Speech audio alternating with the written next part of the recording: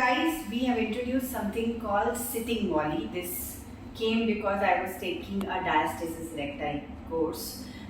So if you don't know about volley, then you can join our classes in 30 days fitness plan. If you are already a volley instructor, then this video is for you. But before seeing the video, subscribe to our channel, like our video and share our video so that it can help many.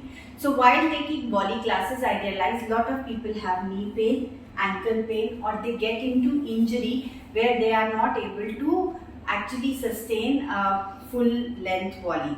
Then what I have done is I have introduced something called sitting volley.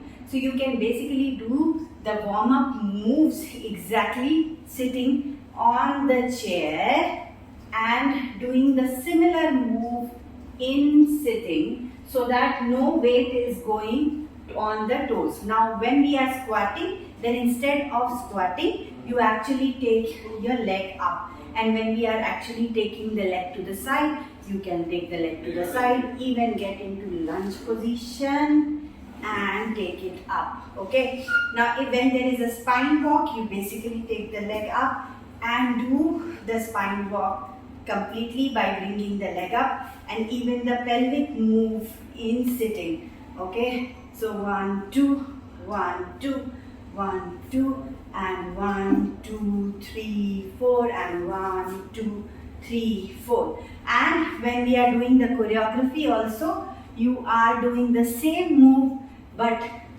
sitting on the side, and only you get up for the stretches. That too if you are comfortable. If you are not comfortable, you can even do the stretches in lying down position, sitting position as much as comfortable, and this will not load your knees and ankle at all. So try doing sitting volley and tell us how do you feel. So now whether you are aged, whether you have arthritis, whether you have any ailment or pains and aches in the lower limb, you can still do volley. Try doing it.